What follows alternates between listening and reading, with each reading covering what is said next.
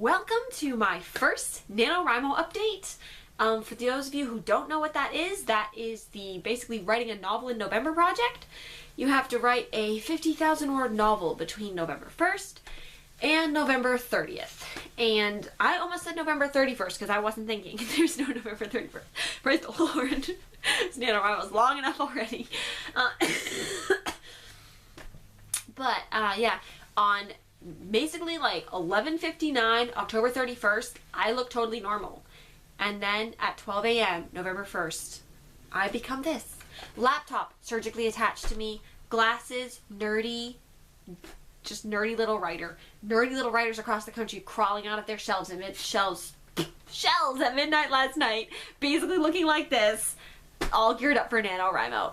Now, as I continue making these updates, which I plan to make this month, I will of course talk about other things in my videos, but I will make the update, so that's what it'll be called. This video is being made on the 1st. You can see, well, you can kind of see my calendar up there.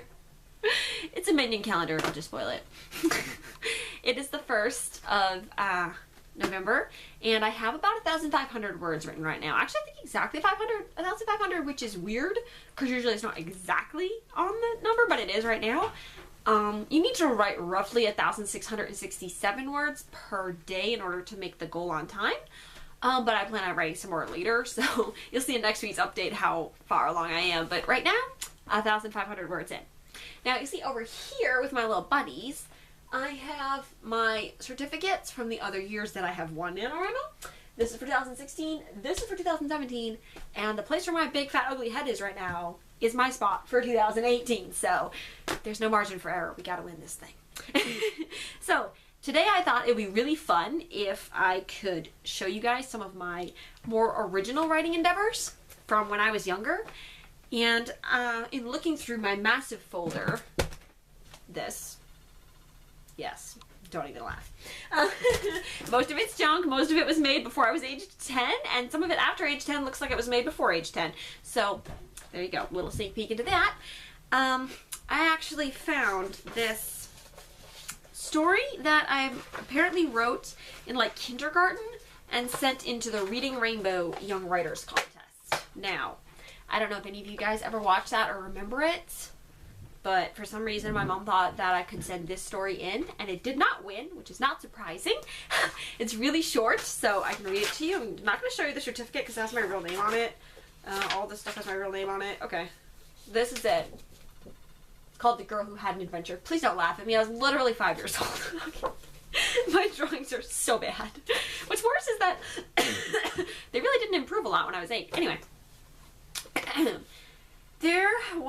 my mom has actually written this out for me in neat handwriting, so that's why I can read it. Apparently, I dictated it to her. Anyway, once there was a little girl who went on an adventure, and this is her adventure. On the adventure, she found a nice little house, and she said, "I wonder who lives here." My mom, for some reason, put a question mark and then a period. I don't think I dictated that. At that moment, out popped a mouse. Then she said, "Oh my, I wonder if this is who lives here." She asked the mouse, "Are you who lives here?" Yeah, clearly. Mom was just taking straight dictation here. Excuse me. The mouse said, "Of course." So she said, "Do you know anybody who lives around here?" And he says, "Of course. Are you silly? These are my neighbors." She replied, "Why are you calling me silly?" The mouse said, "Just for a joke to make me laugh. Of course, I'm sad today because my friend moved away. My friend's name was Mary. What's yours?"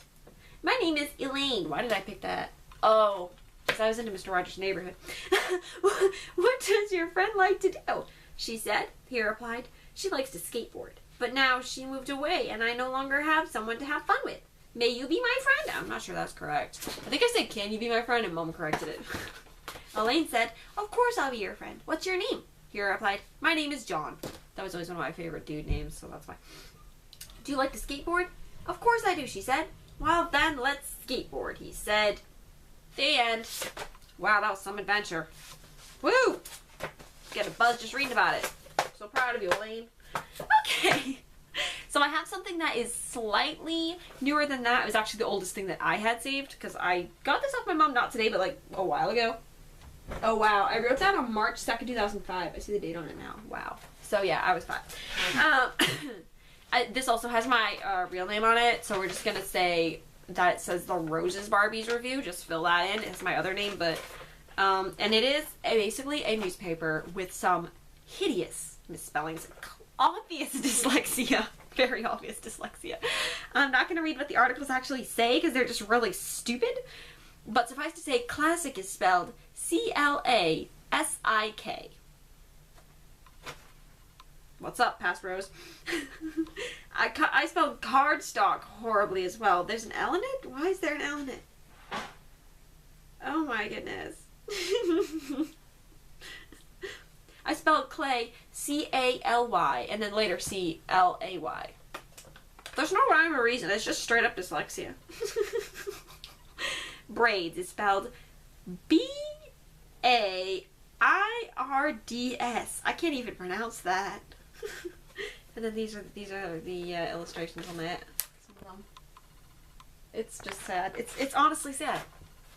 And I had written a lot of like little fake newspapers about like my dolls, what they were supposedly doing in their little town, what was going on in our house, like throughout different times. I would just intermittently make these newspapers kind of before I had a diary, and I just thought it was really, really fun. But I found one of the most recent ones that I made. This was maybe 3-4 years ago.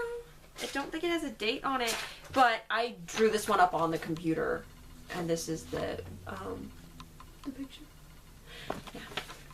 The Weekly Alerts by Rose, the editor. Seen above is a photograph taken by an undercover reporter in a newly opened restaurant called Yummy People.